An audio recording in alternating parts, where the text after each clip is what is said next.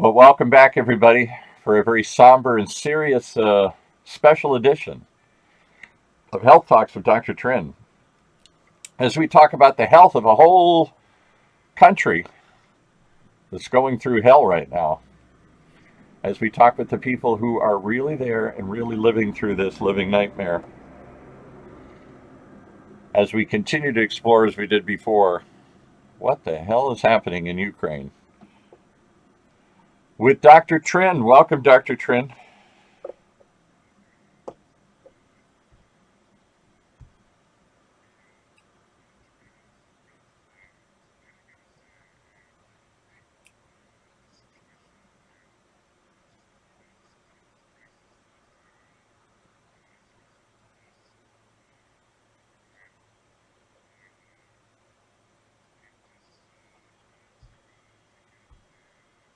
A first-hand perspective. Yeah.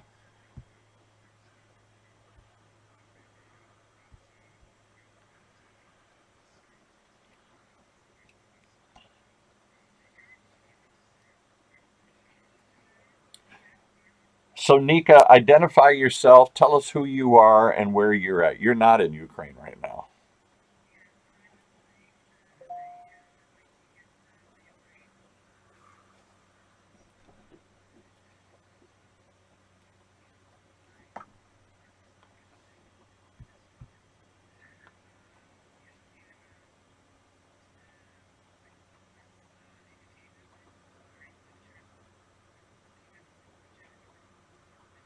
Hmm.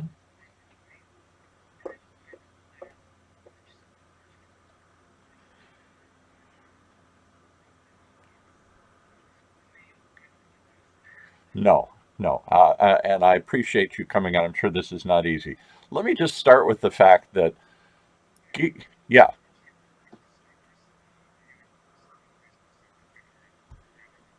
they can't hear me. Cause it looks like, all right, let me just double check. All right, let me try turning it up here. Let's get everybody dialed in here first.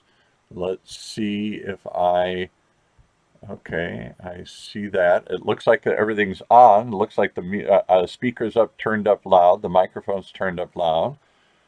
Uh, I'll let you talk for a second. Let me go check it on another computer here.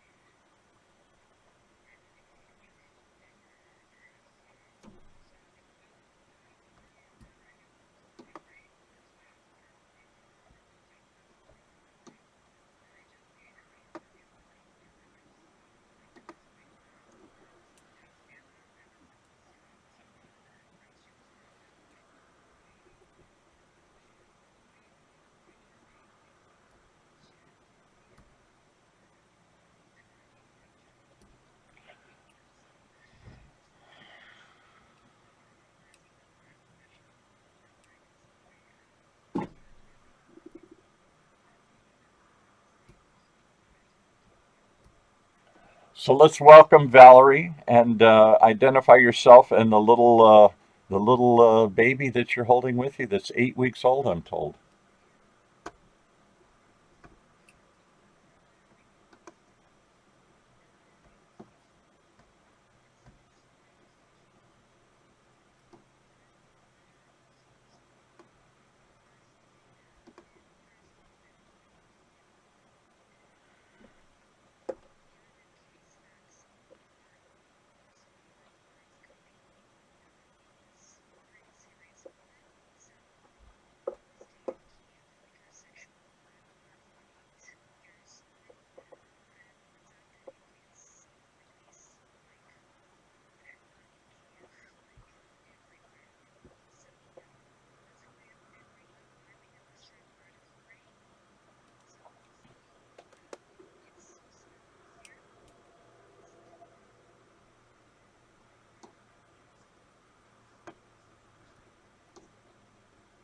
And if we can get Valerie to talk up just a little bit, because I can just barely, I'm real loud and everybody else is loud, but I can't really hear her very well.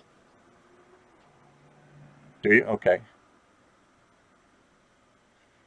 I think just like that. Yeah, right. All right. So you have where? What city did you come from in Kiev? Or, I'm sorry. Did you come from Kiev? Is that what you were saying? So give us a firsthand account of what is happening and how are people surviving. What's going on?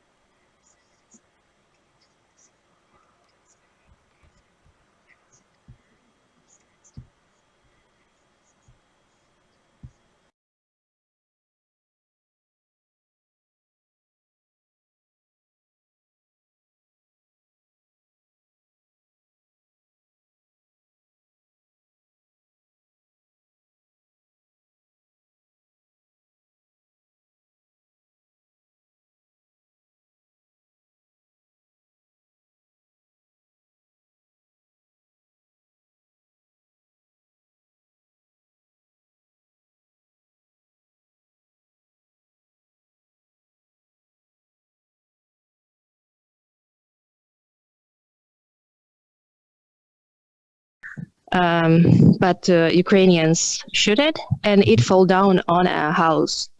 So I heard it, and it's like very scary sound. It's sound that you should hear at hell. It's like, and you try to understand how far was that, and are you the next one who gonna be this sound? So every time we go down, and after I found the account of one man who have been to Syria, who've been to Donbass in 2014, and he said that it's not a good idea to hide underground if it's not a special place for hiding. And we start to live in our bathroom, like a lot of people did. Like we put their, I don't know what, like everything to make beds in a bathroom. In a bathtub. Yeah. And after we realized that it's a bad idea to live in a bathroom, and we go into a Nika, could you help me, corridor? It's in like hallway. Oh yeah. So we lived there because there is a rule of two walls. You need to hide yourself after two walls. So first wall will be destroyed if rocket came, and the second will save your life. So the only one possibility to be in a safe place, it was this hole. And in 5 days, we decide to get out of the city. and we do not want to do it with a car because our city was surrounded by Russian, not surrounded totally, but like there were somewhere. And actually, it was scary to stay because, for example, one day before we decide to move, it was the Komendansky chess. How to tell it? Like, so what? Let me see. So it's when the army people say you shouldn't go out because some shooting will happen or something. So like they just everybody should stay at house. Everyone who will be outside are in danger. So sit home. So we stayed home for like 2 days, and after it was possible, we left. And it was pretty scary and horrible. It was just a train where you can go without tickets. Yeah. So me, my husband, Data, who was 28 days old. Right. We went to railway station.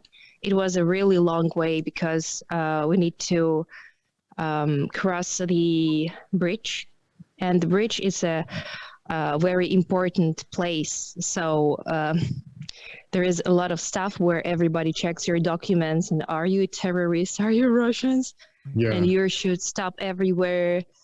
And finally, we went to the railway station. And at the war time, nobody paid for tickets. So you have no opportunity to sit in a comfortable place, like to buy a comfortable ticket in a comfortable place in a train. So everybody. No one has a guarantee that they will get on the train, first of all. And there were a huge crowd on the railway station every day, the whole day until the curfew started, like the whole time. Outside of curfew, people were trying to enter any train they could.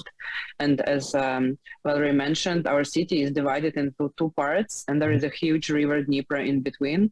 And there are several bridges, like 7 bridges to cross the river, but there are like lots of checkpoints and lots of cars crossing the river back and forth. Someone had to pick up relatives, someone need to buy something, so it's overwhelmed. And to get to railway station itself, especially from the residential area where most people live on the left bank, it was a real hassle. So it would take people several hours just to get to station, and then several hours to get through the crowd to have the opportunity to get to the train. So people could come several days in a row, even walk to the railway station to get the opportunity to get into the train. Yeah, I've seen people who were walking to the railway station through the bridge, and because, for example, you can use the subway, but subway do not cross the river. So subway go till last station on one side of the city and starts from the next one, and you can do nothing. Like there was no way to cross the bridge on the car or by foot. So yeah. So let me interrupt for 1 second here, because unfortunately we did lose some on Facebook. Other mediums, they could hear you, but for Facebook there was a problem, and we've resolved it.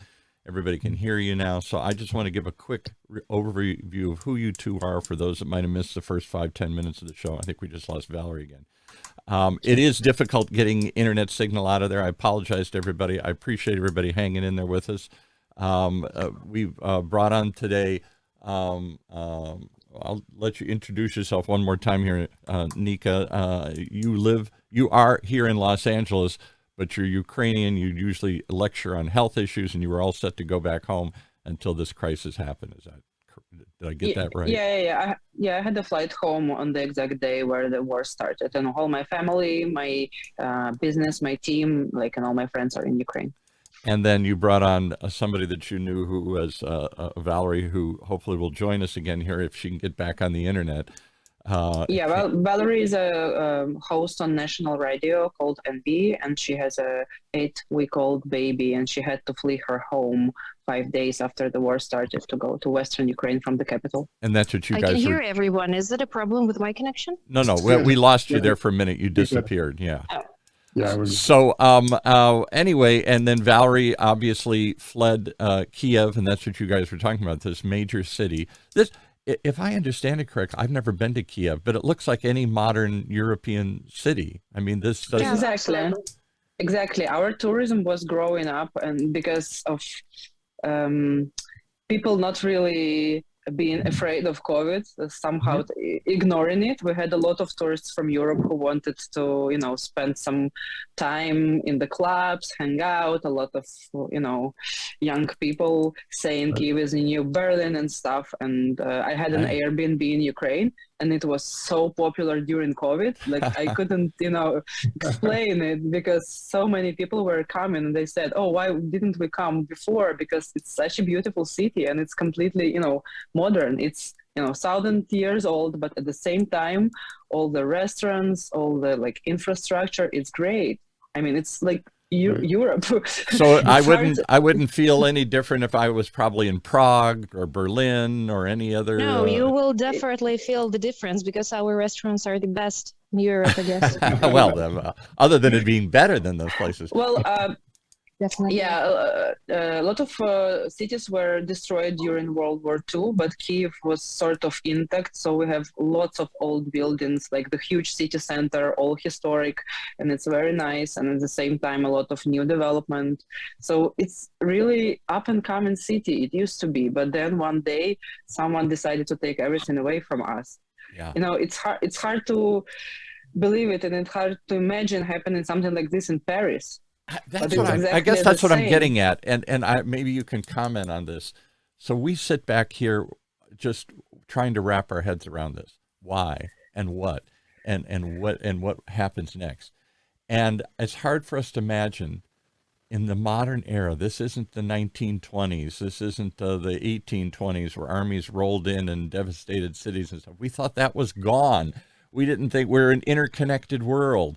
We have interconnected economies and interconnected flights, and we didn't think that this could happen. Did the Ukrainians really think that the Russians were going to go this far? That they would roll in like Czechoslovakia in '68 or Well, as you anything? hear from us, we were completely relaxed, and Valerie was at her home. I was going to fly to Ukraine the day before, so everyone were completely, okay. Nobody expected them to go all the way, like to do the whole country intervention, because they used to have fights in the eastern part, and everyone expected to have, that continue, and our army was fighting back. So there was something going on for 8 years already, but no one ever expected something like this. So U.S. Government required their embassy employees to come back to U.S. like in the beginning of February. But because they kept saying this is really going to happen. Everybody's, oh, come on, you're just overblowing the crisis. They'll find a resolution. The Russians already support some separatists in the east and prop them up and been fighting it, so they'll probably move in and take over that. And they took over Crimea, which nobody was happy about. But, they'll take some little piece and they'll call it a day. They didn't think they'd take over the whole country. Or try. Well, I hope they will never take over the whole country, because, that's the worst nightmare for Ukrainian to be under Russian, because, Russians never heard of democracy, never heard of freedom, never developed anything. I think the people in Russia didn't ever expect that we're such a flourishing country there. So they come, soldiers come to Ukraine, they, fight there, they see the villages, and then they say, oh my God, they have, pavement in the villages. They have lights on the streets. It's, like a normal country. They have toilets inside the house. Yes. Wow. You're right. Are you serious? That's not, wow. Yeah. I think their perception was that, and I won't speak for you, so I'll let you. One of the common things we hear, Putin has said this repeatedly, and I think it was his surprise that many Russians, because you come from a common ancestor, Ukrainians and Russians were 1,000 years ago, all kind of sprang from this common group of people. So let me stop you right there, because we don't have common ancestors, but we were, united by Soviet Union, and Soviet Union was suppressing Ukrainian culture, Ukrainian language, religion.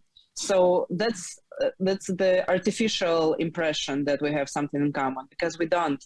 Unfortunately, that's the common, misunderstanding. We have more in common, like Ukrainian language has more in common with Polish language, like 60%, Right. and like 40% with Russian. And Russians do not understand Ukrainian language, like if we speak. And they do not understand Polish and Slovakian and Czech language. They do not understand European languages, but we do. And all that we've got in history common, that's Russian or something that have been in Russian part, always try to destroy everything Ukrainian. So for 300 years before this moment. So it's nothing new. It's just the continue of something that happened in 300 years.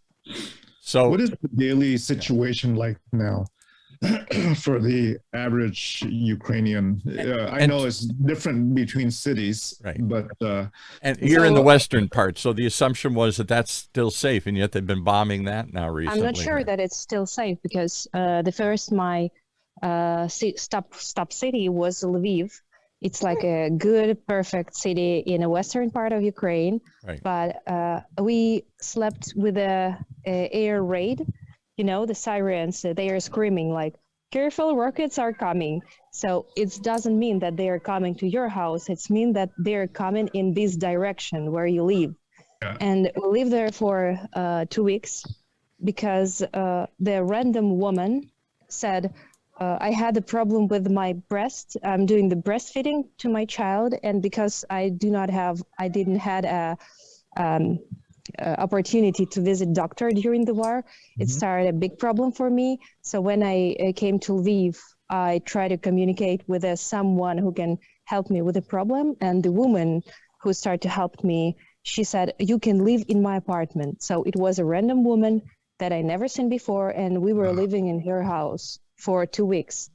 And we decided to move because it was too big explosion in Yavoriv place. It's like place with the soldiers. And this is completely scary. When you hear the sirens, it means that you need to go underground.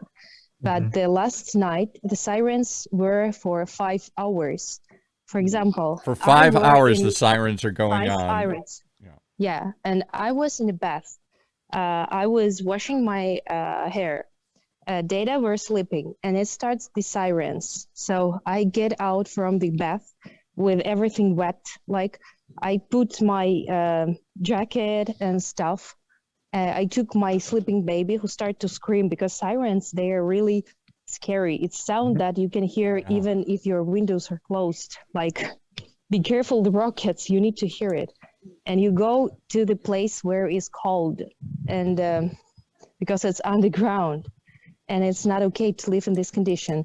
If you have this experience every night, and they're shooting with the rockets at night, because they want to make, I guess, a psychological attack as well. Right. Like all country to break the spirit of the rocket. country, for the people to give up.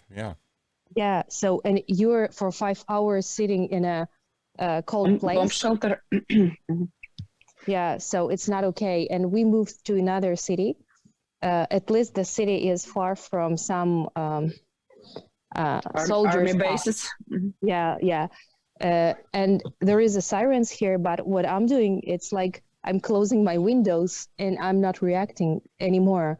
And it's stupid because it's dangerous. But I'm just thinking, I hope it's not here. It's not going here, because it's you should be the idiot if you want to like shoot with a $1 million rocket to a private house in a village, right? Yeah. Really, why do you want to spend $1 million to blow up somebody's private house here and kill them and their baby and their children? When you say it's safe in the western part, it's not. We've got explosion here, but it's not the same like in Kharkiv, like in Kiev.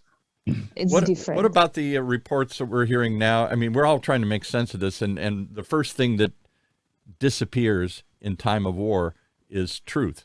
Rumors start spreading about everything. The latest rumor, the latest theory is that your neighbors to the north, the Belarusians, are going to, under pressure from the dictator that runs that, the puppet that runs that one, if that's a fair way to describe him, that he's going to, because the Russians are out of men and the Russians don't want to lose any more men, so he's going to force them into invading your country as well. And now you have two nations. Is that? We have somebody else in the waiting room. Okay, ready to come in I'll from get Ukraine. them. Talk about that. Is any fear that any truth to that? Do you think the Belarusians are going to send troops across the border? Your neighbors? I'm pretty to the sure north? it's already happened because they are dictators, and Lukashenko received money from the Putin. It's not official, maybe, but like, have you seen the revolution and how the dictator killed people during the revolution? Like, they do not care about feelings of people. They just like Power, right?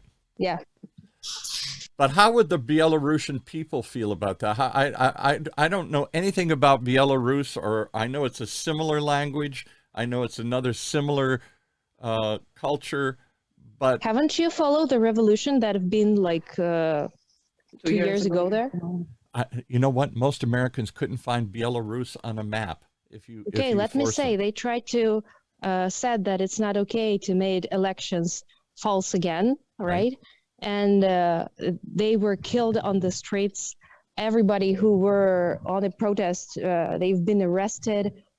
Some of them they had very bad situation with I don't know. A lot of people were tortured by police. They were arrested. They were kept in prison with no reason except of going on the streets and asking for, real elections, because they were trying to re-elect the person that they really want to rule the country, something new, but not to have the same. So I wanted to also introduce one more person here, Valentina. She lives in LA with her family, but now she felt the need to fly to Poland and then go to Ukraine to help there.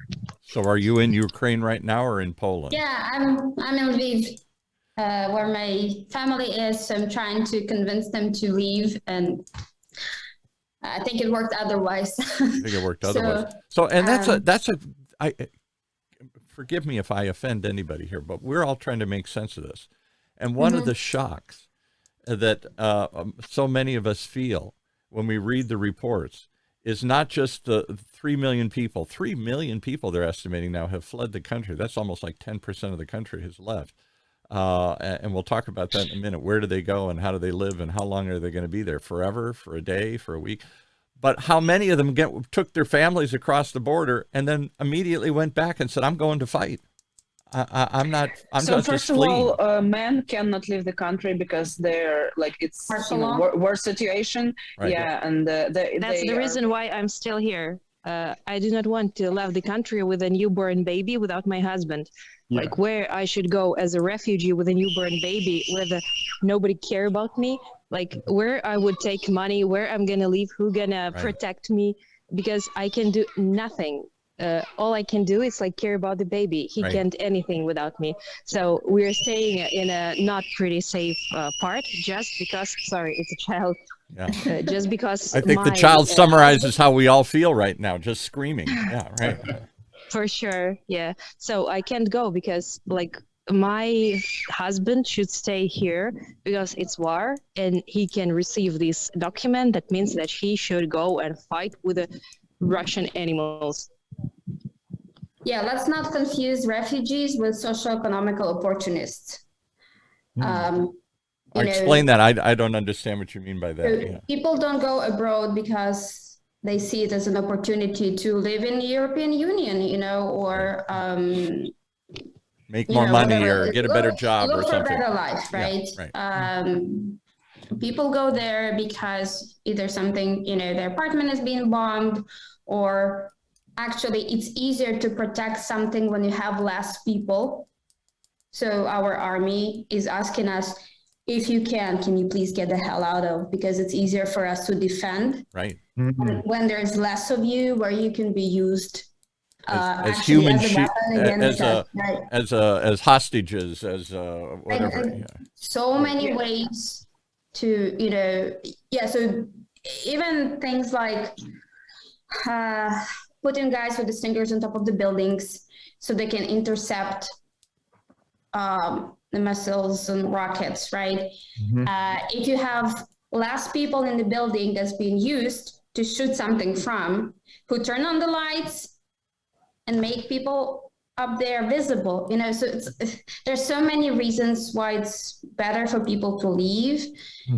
But again, they're not going there to look for jobs, so there's a lot of connections. You know. So you've gone home. halfway around the world to go back to your family to make the case in person.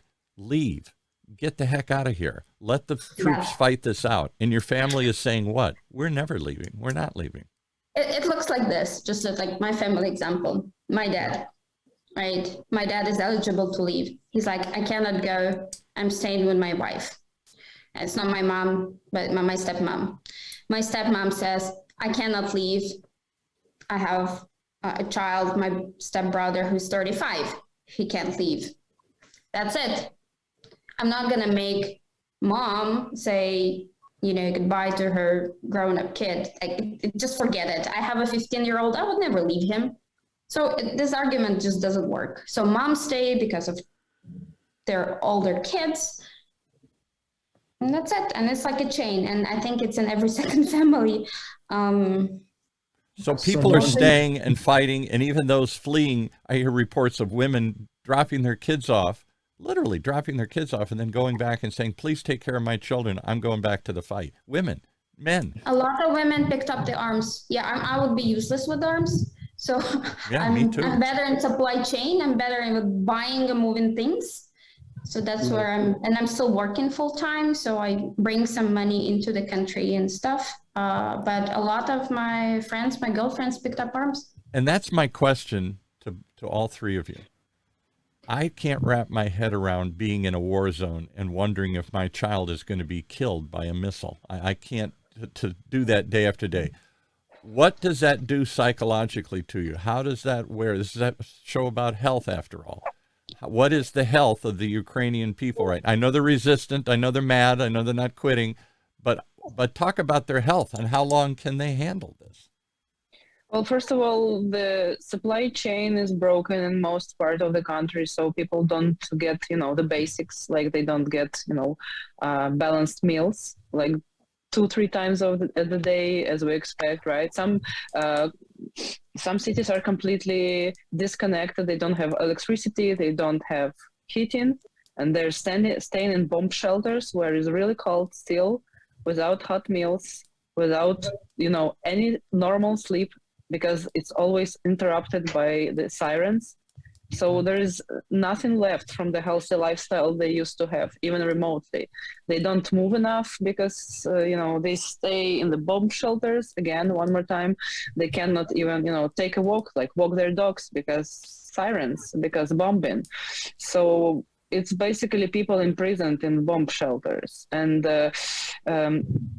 a lot of volunteers, some like governmental organizations, some foundations are trying to deliver at least some basics to the bomb shelters. Well, you can even imagine if you move the whole hospital to an underground floor, they don't have real bomb shelters like in the most part of the country. So let's face it, it's underground floor. If you move the whole hospital in the underground floor, they don't even have the restroom there. So if it's an injured person or a sick person, he is not very mobile. So it's even impossible to go one level up to use the restroom. So beyond physical health, talk about mental health. How do you live in fear day after day without sleep? I can answer you. Yeah. First 5 days, it was the most scary days of my life, because when you holding your 20 days old child, and you can't leave the city and you hear the explosions, it's like you feel like you can't do anything. And this is what I felt first time in my life. I can't do anything. Wow. There is a bombing somewhere. I can't leave the city because too many people try to leave, and they're just like, cars are not moving. They're standing and very slow moving, like 5 kilometers an hour. And we were sitting and we were scary, and I was crying all the time. Like, you never been so useless. You can't do anything. You're totally controlled by fear and by Putin's animals, So now when we moved, I I feel less fear because I don't hear explosions. I hear just the sirens, and they're not so regular here as in Kiev, because in Kiev they're like 5 times an hour can be sometimes, and here there was no sirens today still. And So my one day, logic, one day without yeah, sirens. So my Valentina, logic, what does your family feel? I know they're angry. I know they're upset. I know they're ready to fight, but they've got to also be frightened and tired and It's worried and interesting. Yeah, it's like a fight, flight, or freeze, right? The yeah, normal the typical 3 reactions. And if I would guess, denial, anger, yeah, fear, everything. if I were to guess what's the most prevalent response, and just looking around people around me, most of the people are in a fight mode. Right. There are some freezes, like, and especially the folks, like our friend here who were in the middle of, bombs falling on your head. This is where, you feel useless and whatnot. But majority are fighting, and you fight in many different ways. Yes, right. I Every mean, day whether I'm it's trying to do something because that gives me comfort. I'm myself. So my boyfriend, who's in Los Angeles, he keeps calling me and say, like, I don't know how you're handling this. I'm like, right. how am I handling this? I'm moving power banks. I'm moving equipment. That's my fight mode, and I need it for me to stay sane. And my entire family is like this. So they're just. We got the license, we are moving things, so we go to Poland, pick up things, send them to the east. So like everybody's working. So That's the way we deal with this. let me ask Valerie a question again. Are you here. speaking to family and friends that are kind of stuck in the city? Yeah. We all do. Yeah. What are they? How are they? How are they dealing with like no power, no water, no electricity, and all that right now? A lot of curse words. A lot of curse words.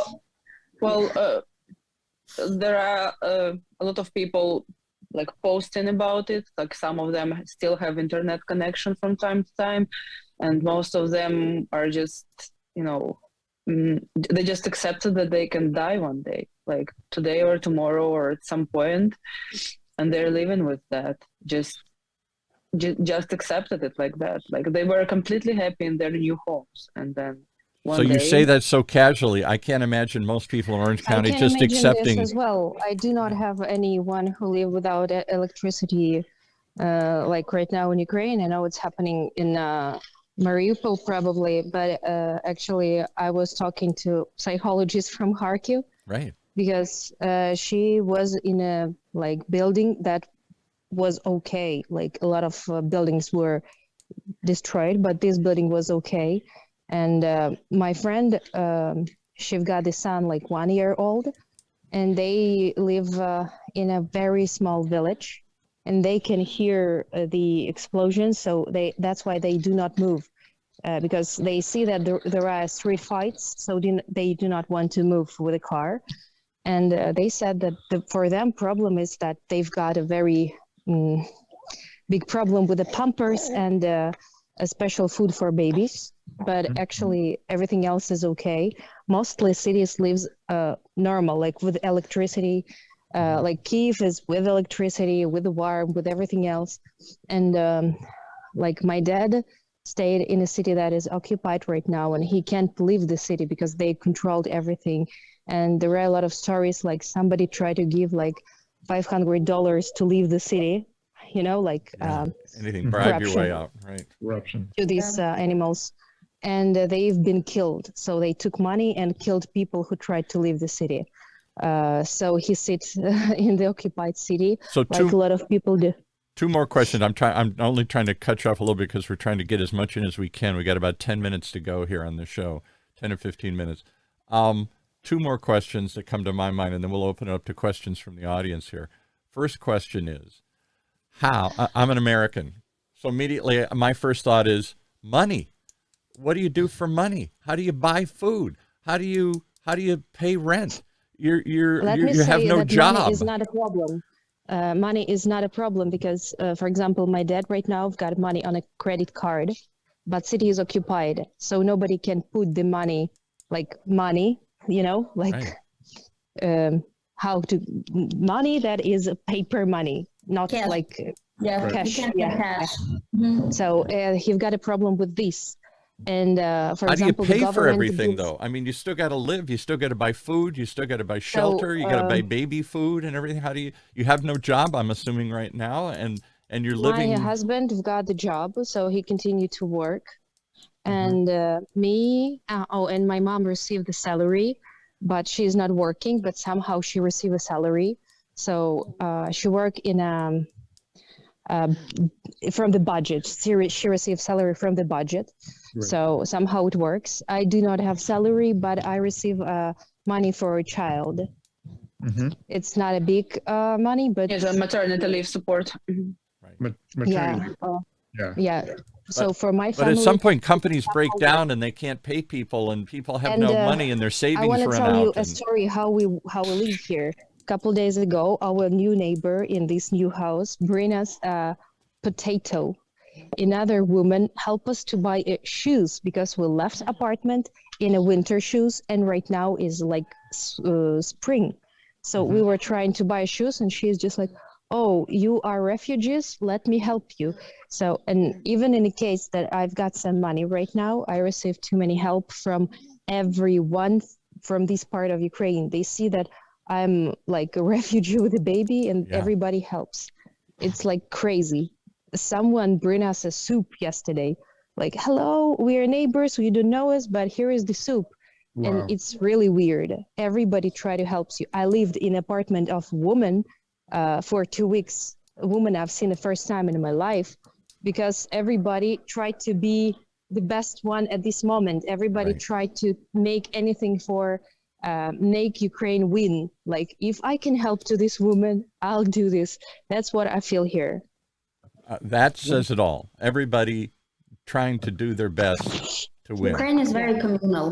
Like we, in general, our nation, we are very communal. So what's going on is very natural to us. You know, somebody gets hit and there will be 10 people who's going to run in and try to help. Zelensky is already doing certain things where some of the taxes got prepaid and lowered. He started to send help for people who moved. It's like the government helps businesses work. I work in engineering, and I have huge teams here of guys who can't leave because of the martial law. All of them work. They write a software code in a bomb shelter. They go upstairs, committed.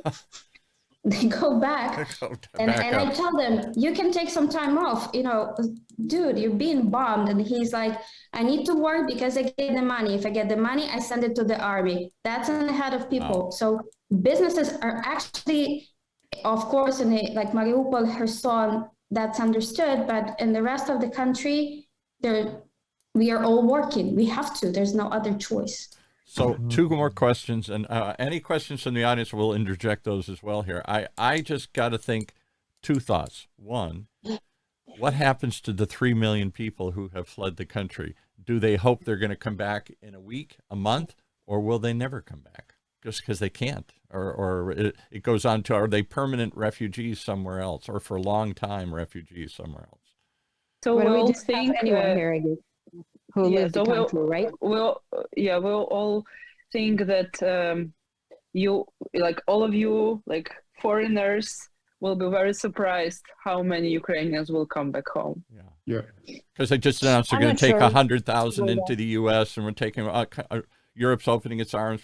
Poland has taken a massive number of people. And the question we all have is this forever, or is this just for? We hope it's for a while, but Well, of course, some people will stay forever if if they get used to, if they like it. Maybe at some point their partners will join them, even if they were drafted to army or something. But I think also a lot of people love their home and they want to come back. Right. I guess the question is not correct.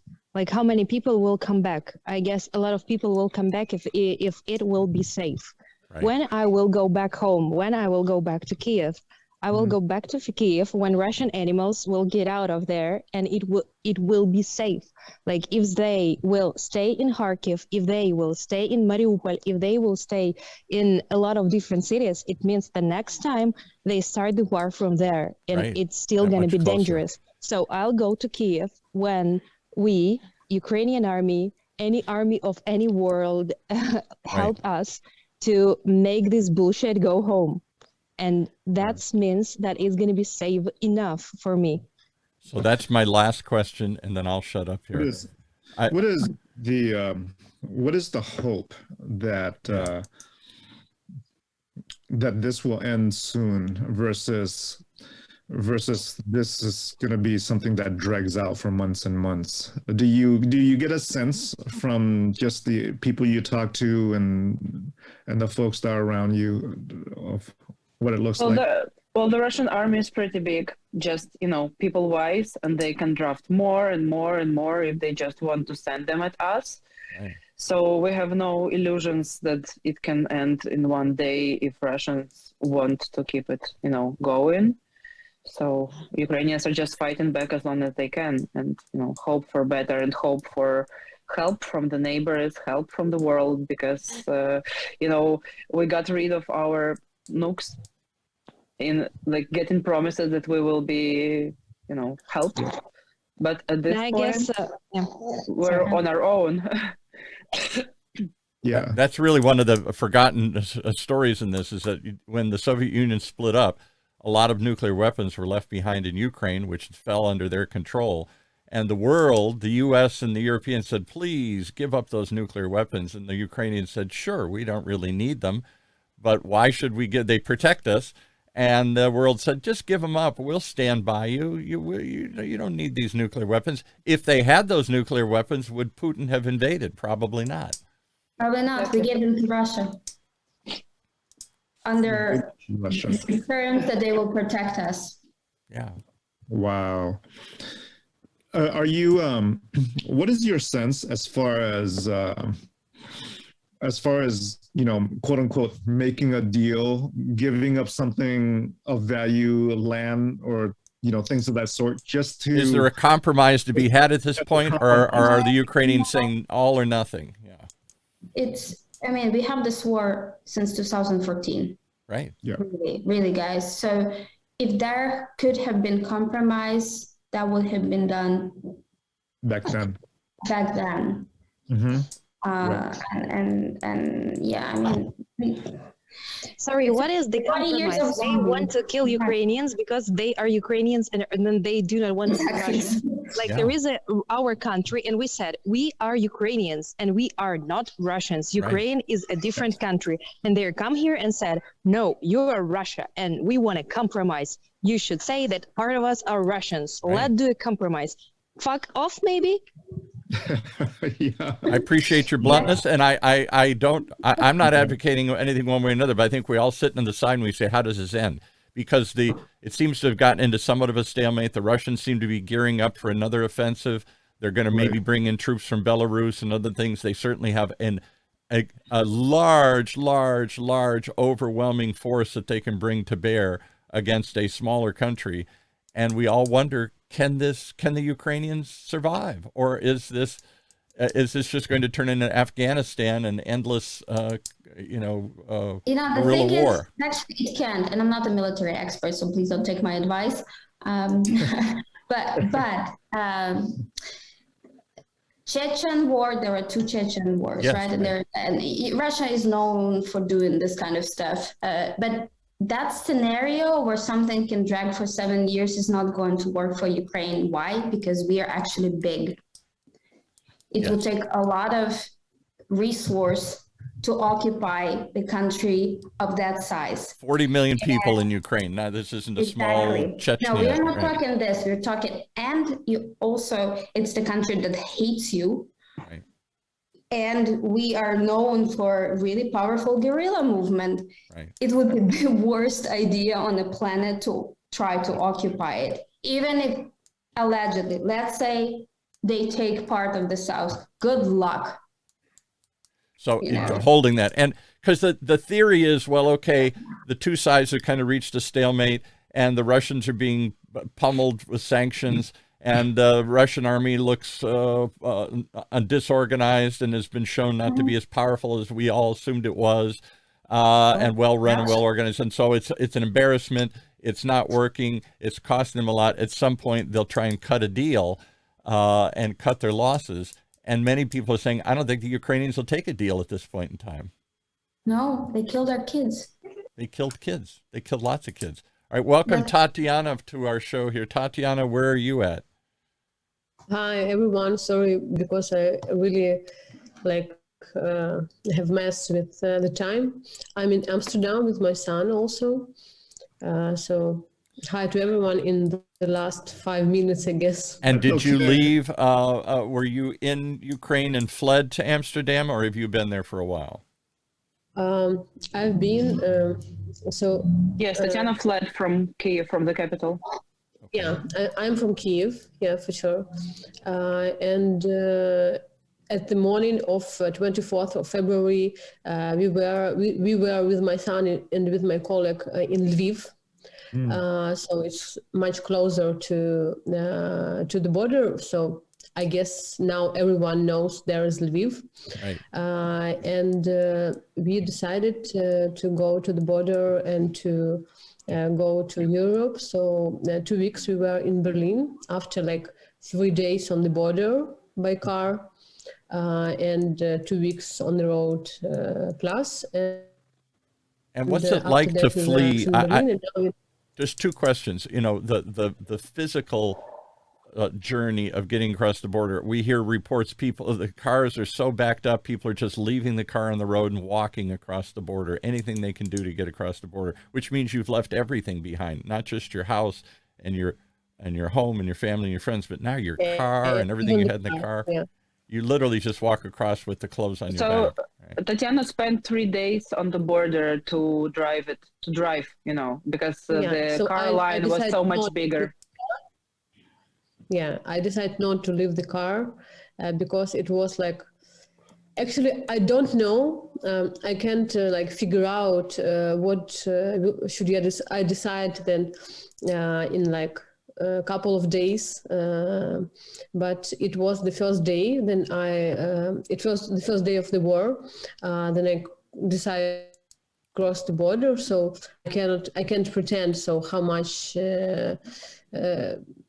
do it last? So we stand with our car in the line. So it was 9 kilometers and 3 days, And so how do you survive? You drove to go to Amsterdam. Did you have friends or family there, or did you just keep driving till you couldn't drive anymore? No, so lucky me, I have friends in Berlin. So we drove from the border to Berlin and lived there for 2 weeks. And after that, we decided to move to Amsterdam because of private reasons, with friends and so on. And now we are here, so for us it's comfortable now. Short story: I work for non-profit, and I have my own charity platform, so I can work from everywhere. Right. But for sure, we want to go home as it can be happen. Yeah. So when do you think? Any hopes? Any? What are you hearing on the ground? Are Ukrainians beginning to believe this is going to go on for months, maybe years? This is going to turn into a guerrilla war. This is not just going to go away, or is there some hope that they're going to come to their senses, the Russians, and get the heck out? Well, none of us is a war expert, but at the same time, everyone is a human. So we all hope it ends today, so people stop dying, because that's all that matters, right? People being safe again in their homes. But we've got the deadline, actually. On our media and social media, there is our Arestovich. It's a person that everybody listen to every day. It's a person connected to government. And he said that give us a month and we will kick them. So I strongly believe that in a month something can happen. Okay. But we've got 3 plans for our life. We're sitting here and waiting. We're coming back to Kiev to rebuild our country. This is the best plan for us. Right. And if things getting worse, we are going to Poland and next to Switzerland or somewhere in Canada. Because if everything going to be worse here, it's going to be Poland going to be next, Germany going to be next. It's not going to stop here. Like Putin is the Hitler, and everybody should realize it. If it's not clear still, you will understand it a bit later with the blood, like we do. Is there a feeling in, I don't know, none of you are Poles or Latvians, Lithuanians, Estonians, all these other groups, but there's got to be fear in all these former Soviet republics that they're next, that Putin wants it all back. I can take this because I lived in Poland for 8 years, and I have a lot of friends there. Poland has been hurt by war probably more than anybody, and I'm talking World War II, to the point that their memories are so fresh, even like 80 years ago, later.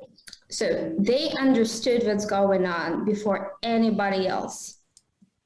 That's why they just opened their arms and said, like, we know, right? We get it. It's a problem. So, and they're already working on, they put more budget into their army. So it's Lithuania, Latvia, Estonia, all the Baltic countries, right. They're all in the union because they see Hitler 2.0, they get it, and this Hitler has the nukes. They understand. Right. They have no illusions, and I wish Western Europe would listen more to the Central Europe. You know, who's got the memo? So do you feel you're getting? I know there's a lot of support, but is there sufficient support, or do you feel somewhat upset because like here are the arms, you know, here are some weapons, but we don't want to do anything else? How do you feel about that? As far as I mean, there's emotional conflict, right? Because nobody actually wants to send troops in, but they'll send you some, you know, supplies and weapons and things of that sort. I mean, can I start to answer this question? Yes. The biggest problem for Ukraine for a long time and right now is the rockets. This is the psychological pressures were to all country. Like I'm saying, I can hear the sirens. Maybe you can hear it if it's gonna happen during the broadcast. But we were asking, like everywhere, like our politics, people in Instagram, not to close the sky, like help us to fight the rockets, and we can do everything else here on the land. But rockets, and there are anti-missile things like our Patriot missiles that we supply to Israel and other places. Our missile defense systems that we've chosen not to go there because we think it's too provocative. But we may get to that point. Like you are asking, what is not happening?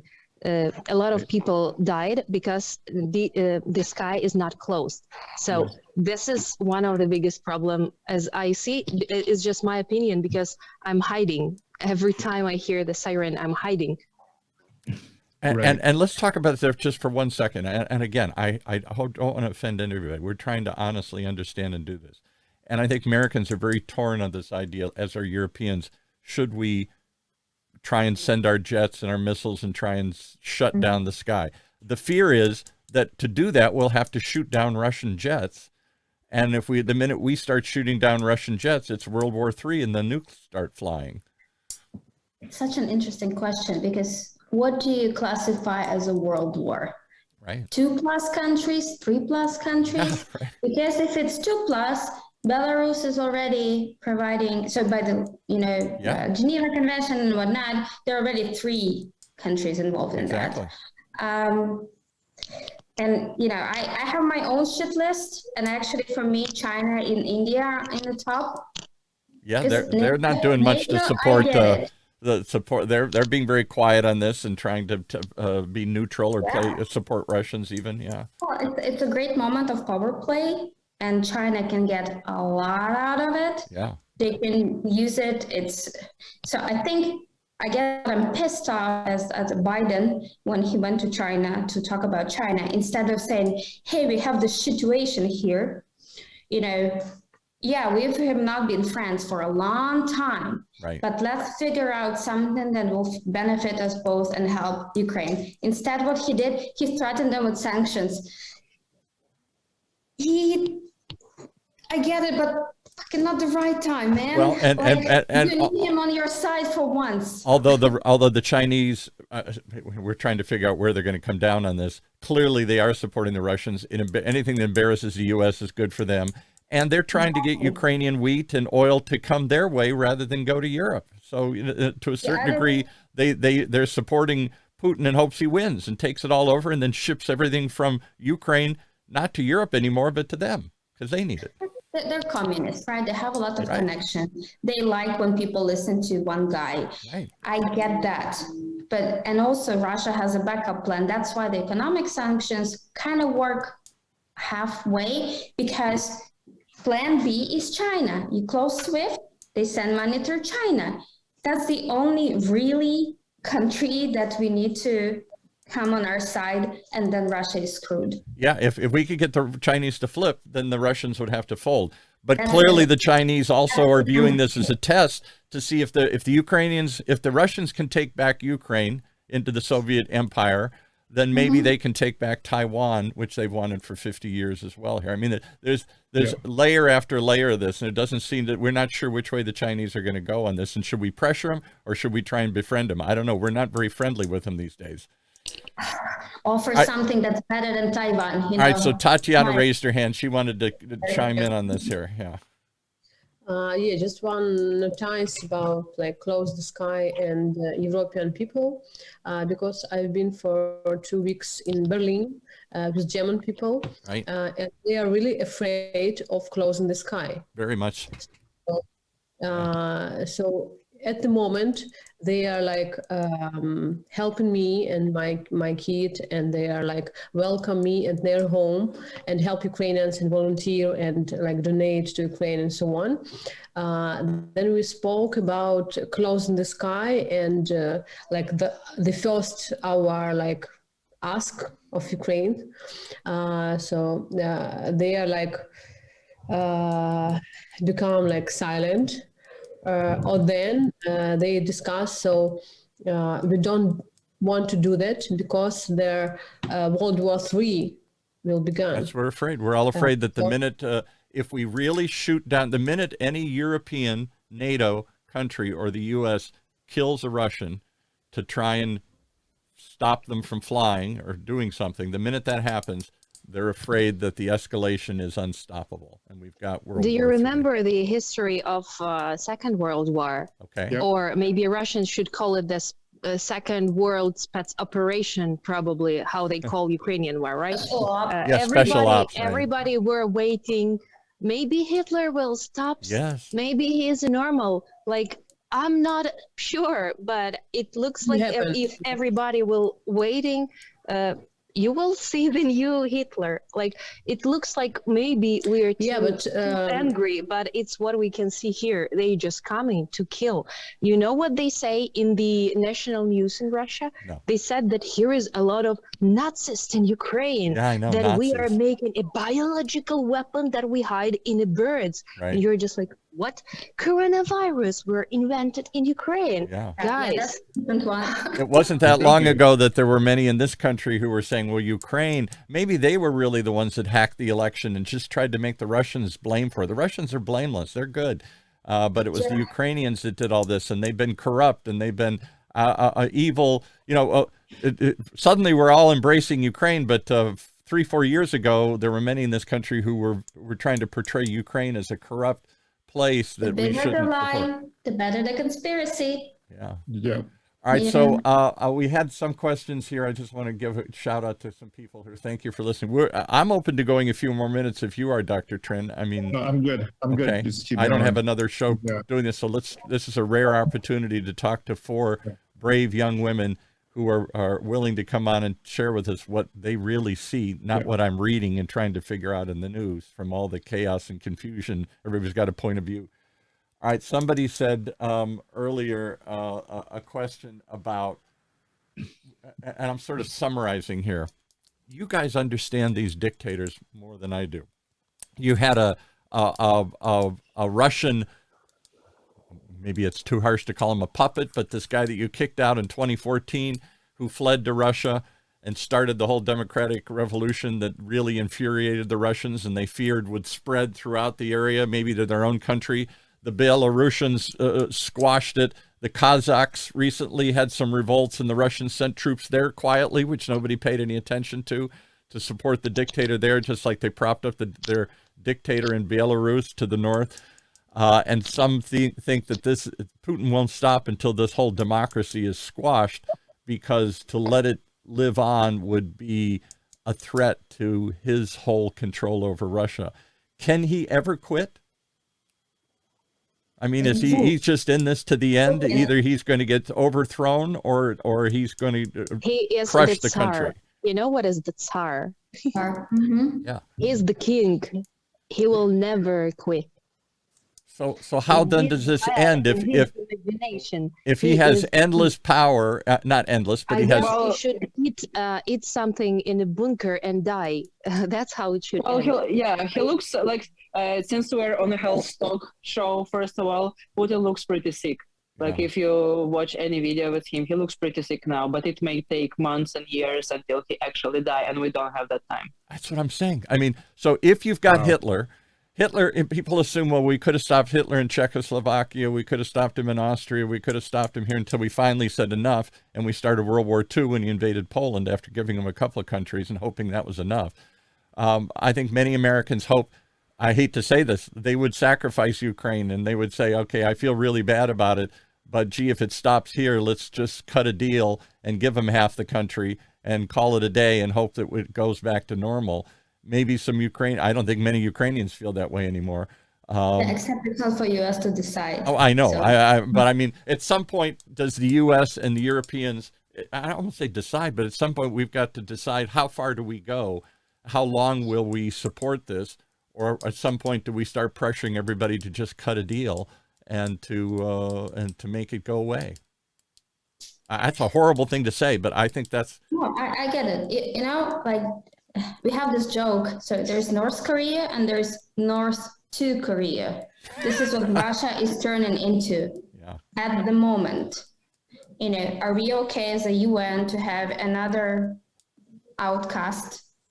And it's a pretty big one. It's 140 million people, right? Yeah, right.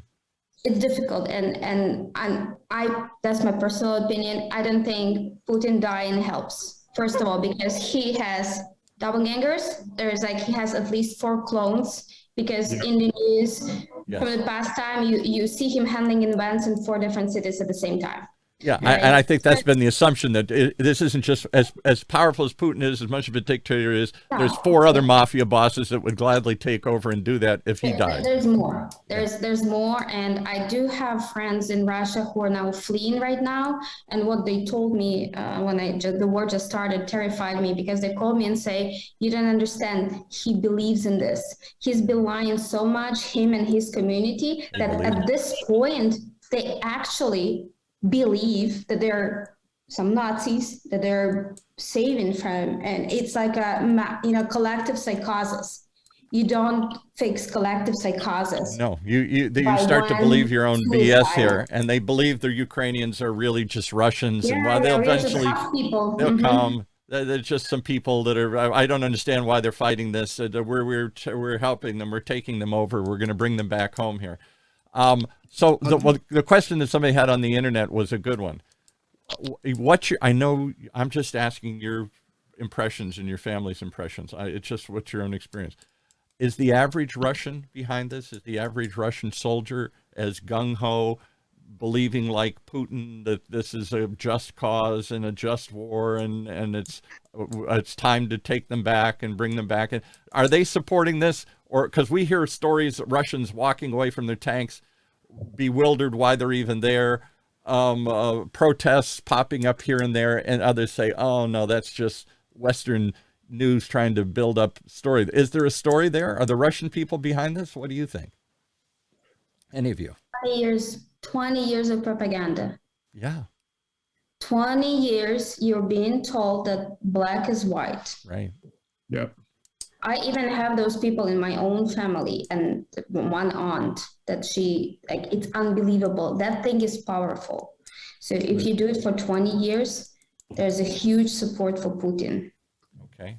That's And, not good they news keep for all of posting us, but yes. Yeah, they keep And posting. Valentina is not alone. A lot of families can't communicate, like my family as well. I can't communicate with my relatives in Russia because they said, no, it's your army killing your people. Yeah. Open your eyes.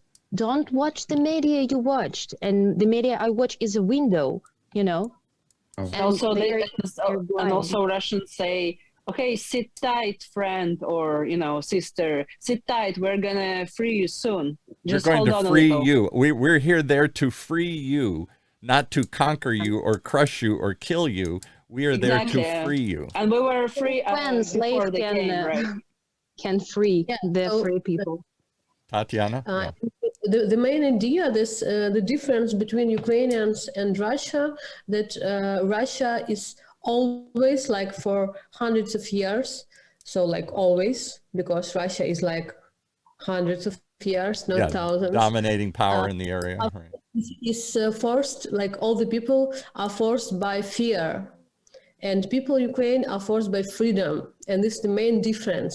And that's why these people from Russia, even like they are our relatives or like parents and someone else, living in Russia became like the people who watching this propaganda, and they are like Yeah, they're only acting from the point of fear. So they don't Yeah, so get it. fear They is don't like get the- it. Because we read over and over again that one of the subtle tactics, the Ukrainians have risen up in a way that surprised the world. Let's be honest. Everybody assumed that the Russian might would roll in, and as much as Ukrainians fought, they would lose within the first week or two of the war. They would just be overwhelmed, overrun, bombed, defeated by this massive force, and it hasn't happened. So that's been a shock to the world that the Ukrainians have stopped this Russian juggernaut, and the Russian juggernaut has been seen to be not as powerful as we all assumed it was. Very confused, very chaotic. They're so corrupt. Corrupt, Oh my yes, God, these right. morons. But you know how it works. There is a lot of homeless people in Kiev, and homeless people came to guys who protect our city. It's not an army; it's just active people who Yeah, would like to militias take and weapons. whatnot. Yeah. And the homeless people said, "We are trying to find the bottles. Would you like to? We can give you the bottles that we are find, so you can make a cocktail of Molotov. If you need it, we can help you." The homeless people will collect bottles so you can fill them with fuel and burn a tank. Yeah, and right. everyone doing this, you know, it's like you can't free us because even people who do not have nothing to lose don't want to be Russians. Even here. people who have nothing to lose don't want to be Russians. So I wonder when Russians, your friends, your family, the people you talk to in Russia, will wake up and realize that this is not going to go well. This is Afghanistan. This is Iraq. This is the Vietnam War. This is an endless fight. Yeah, People that you. are fleeing. So sorry to interrupt. Yeah. Those folks who see through the propaganda all this time, there's a percent of them. I don't think it's big one, but it exists. They're actively moving the hell out. Yeah. Because they understand this, the Iron Curtain's gonna fall. They will be again north to Korea. That's it. So people on the run, but majority, you know, and there's nothing you can do. Like if you've been working on 20 years and making somebody a zombie, Right. how much time it will take to undo it? It doesn't work with one, you know, news podcast, with one picture. It doesn't. Okay, world proclaimed Putin to be a war criminal. Russia's like, no, this gotta be, no, you know. So Yeah, those fake who get news. it, Well, we live in that all world now out. where nobody believes anything. You hear, even in our country, you hear it and you just dismiss it. That's just fake news. I don't want to believe that, so I won't believe it. So I got to believe then that if what you're saying is true, the will to fight is there, where homeless people are willing, who have nothing to gain either way, are willing to enlist and join the fight. If it's that much determination, if the Russians have completely misread the Ukrainian people and their will to fight, then this will not end quickly or quietly. this will go on for some time, and the Ukrainians will keep fighting, and the Russians will keep flattening their cities, and the world will keep sitting back in horror, hoping that it ends and fearing that it'll spread. It's your opinion. My opinion is different. No, I'm I trying to want to give me your believe- opinion, please. Yeah. I want to believe that economic of Russia collapsed soon, that they would have the iron, how it's called, border, like Right. it was in Soviet Union. They can't Curtain. move anywhere. They will keep themselves inside. They will live in this bullshit, but only they wouldn't have money, and they somehow we gonna win. We will receive enough support from the world, and we gonna win. Putin should die and we should win, because this is unfair. Everything that happened is unfair. My child shouldn't live No. in an apartment of people that I never seen. My child should sleep in his own bed. He shouldn't sleep in the bed of people that I never seen. This is unfair. It can't happen. That shouldn't be like that. I'm going to support you because my wife and I were talking about this, and she said something I thought was very powerful. She said, okay, so everybody's pushing, hoping this will come to a compromise, and maybe the Russians get part of the country and maybe they pull out. But in the meantime, how do you explain to all the mothers out there You don't. why your children died?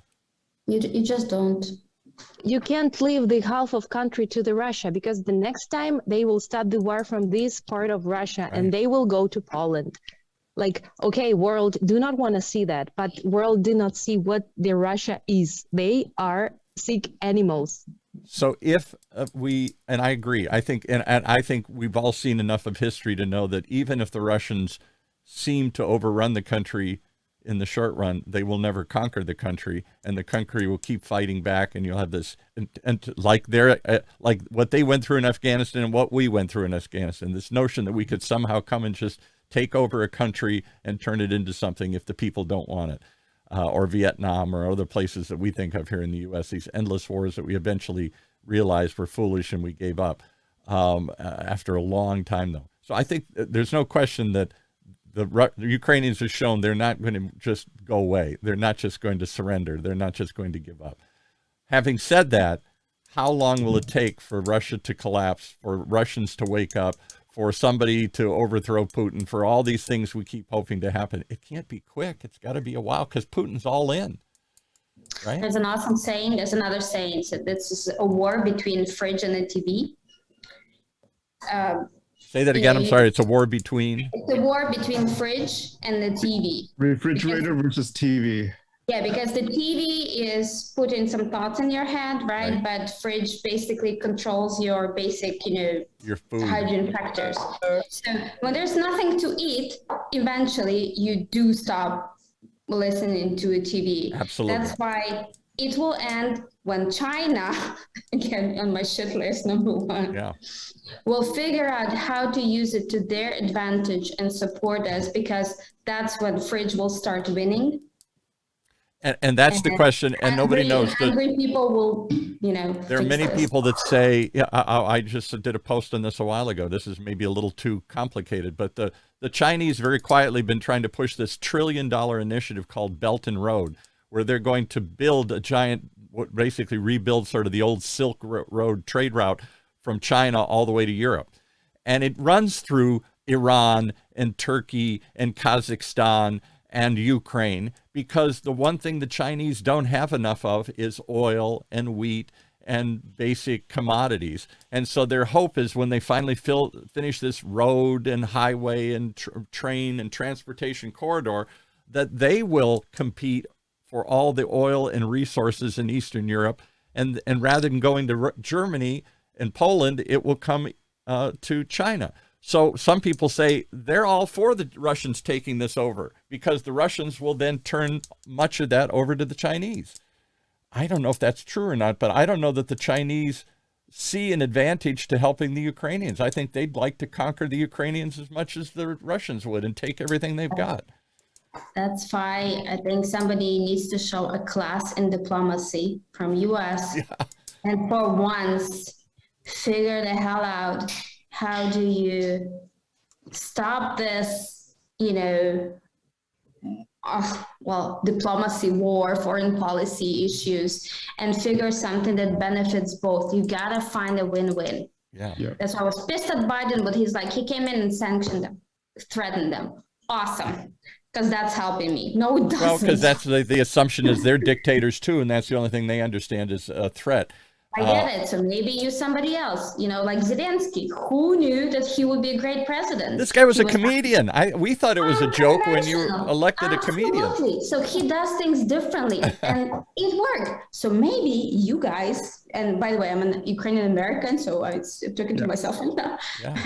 Maybe our government can figure out, be creative for once. I hope they will be. I don't know how they can. I think that we can't understand the Chinese motivation any more than we understand Putin's motivation. It's hard for us to understand why. I wonder, he wanted to squash the Ukrainian democracy because he was afraid it would.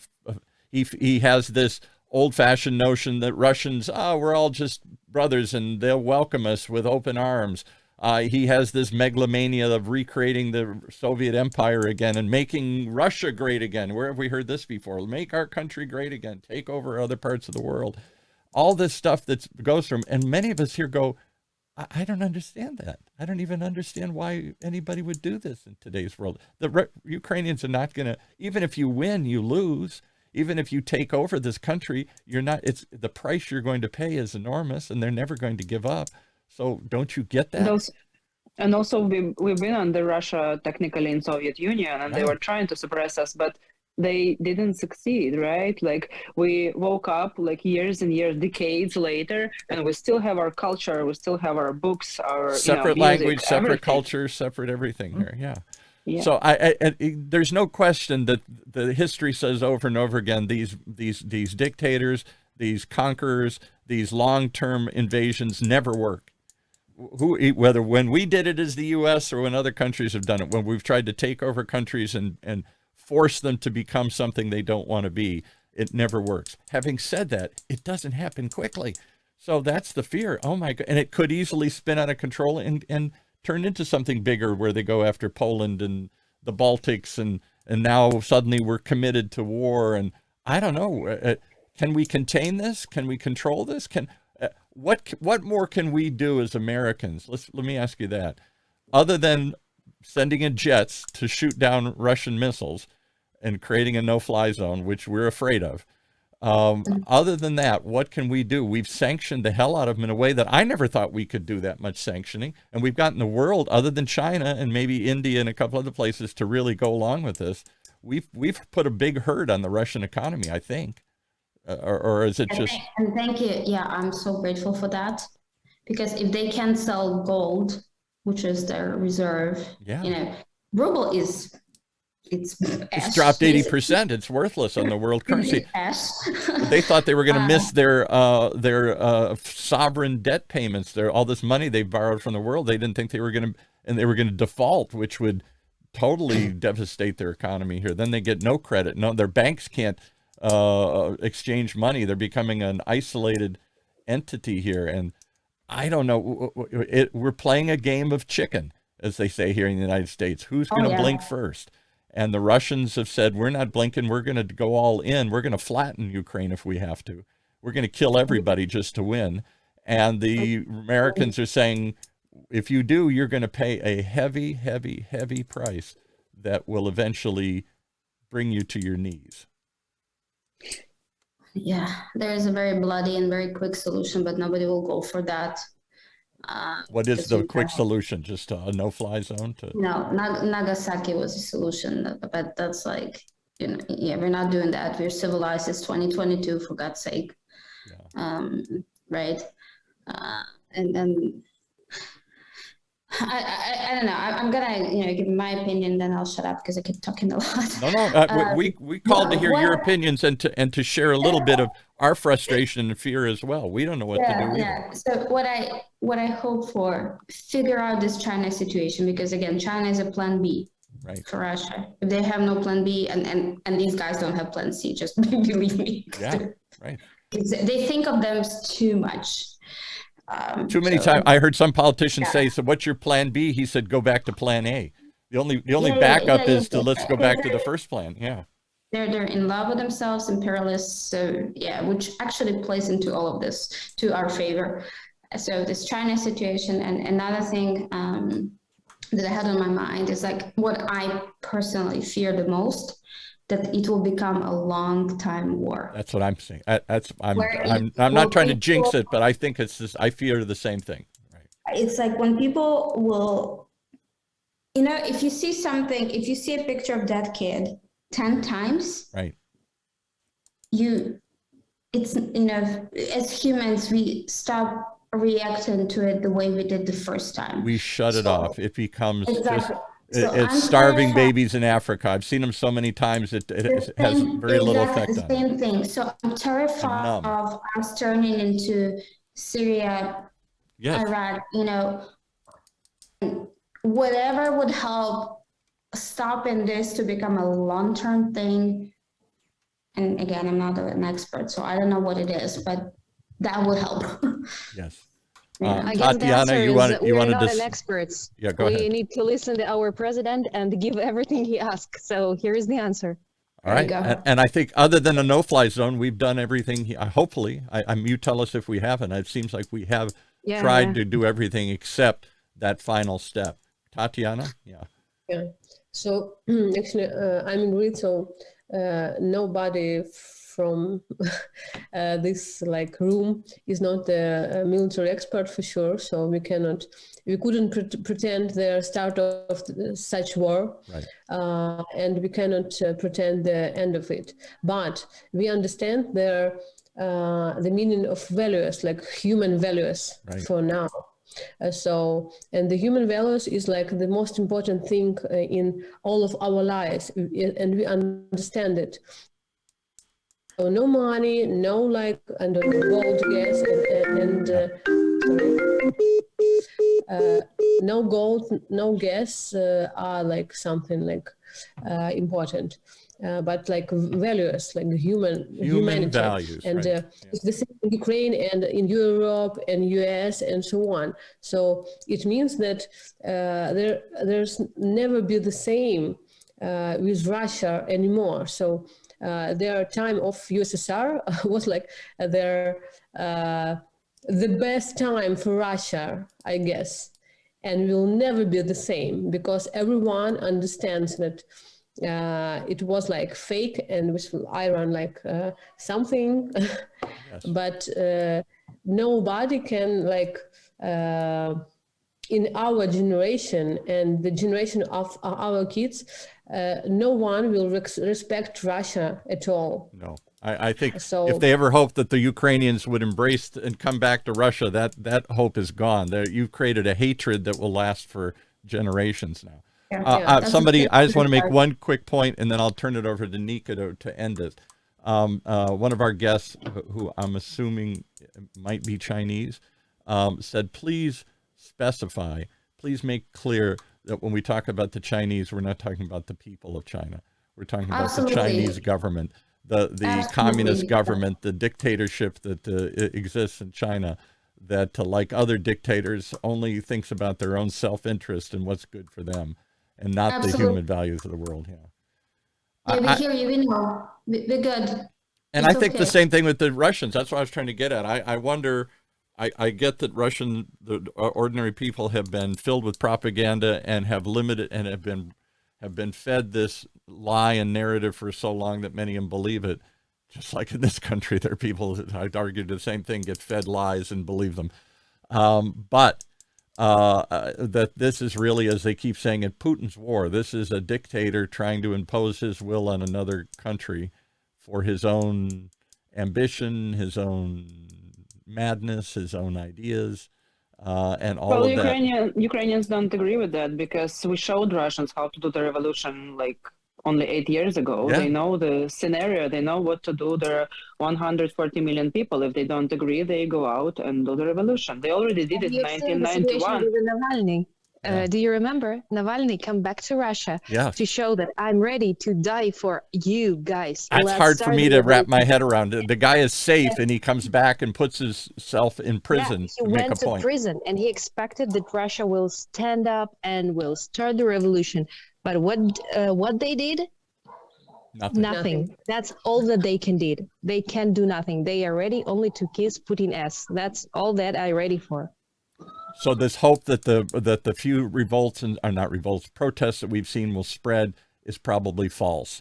For until the Russian refrigerator is empty, as Valentina said, they will keep supporting or believing, or at least out of fear, staying indoors. Whether it's fear or belief, they will not rise up and demand an end to this war, which would end it. If the Russian people turned out en masse in the streets, that would end it too. It ended our. You can't put everybody in jail. Jail is limited. So Yeah, exactly. You can't put everybody in jail. You can't shoot everybody. Eventually, as you guys We're showed in talking your own, about Russia. Yeah. Please. They have unlimited jails. This is Russia. so they got a lot more room than you So think. Yeah. we can remember Archipelago Gulag, Solzhenitsyn. Yeah. So I started to read that like 1 week before the war, and I was so afraid to read that. So I like finished, and now we like see the same. Isn't there fear too that, and I'm sorry to keep going on, but that if the Russians succeed, if they bomb the country and literally level the cities and drive everybody up, but if they did, I hope you're right, that they will start, even in parts that they control, won't they start rounding up people and deporting them and putting them in camps? Won't they? They already doing it. They already kidnapping people from Kherson. They kidnapping people from Kherson and driving them to Russia. We don't know their, future. They're Overall, imprisoned. since 2014, there is a concentration camp in Donetsk region. Really? It calls, you can read about this in a book that called, can you help me with the translation? Stanislav Aseev wrote a book. He was the prisoner of this concentration camp. He is the Ukrainian. You can check the information. The book name is The Light Way. So The light way? The light way? The way of light. The way of light. Светлый шлях. Oh, yeah. It's light way. The light But way. it's in Ukrainian. It's in Ukrainian, so I'm not sure if you can find the book. But you can find the author in Facebook, Stanislav Aseev. Well, so I don't know how this ends, where it ends. I don't know how long the world will stand by and support you, or at what point I fear that we'll give up and say, all right, it's Syria, I can't do anything anymore. I don't know. For now, it's an amazing story that has shocked everybody, why the Russians invaded, how the Ukrainians stood up, how the rest of Europe and the United States came together after being so divided and did all this. Every aspect of this shocks me. And I think the next, there's still more probably coming. What will the Chinese do? What will the Belarusians do? Will they cross into Poland? Will the Russians rise up or just go along? All these are unanswered questions that we're going to find an answer to in the coming weeks and months, and hopefully not years, but time that lies ahead. This has opened an unbelievable scenario that because it's so unimaginable, we can't even imagine how it ends. Maybe I'll say that. Is that a fair way to put it? Yep. All right. Thank you for taking the time to share your stories, to tell us what's really happening. Because understand, we're sitting here in safe Orange County. All we're doing is trying to figure out, what? Did you hear this? Is it really that? It can't be. Why? What? When? How long? We're doing the same, but under the sirens.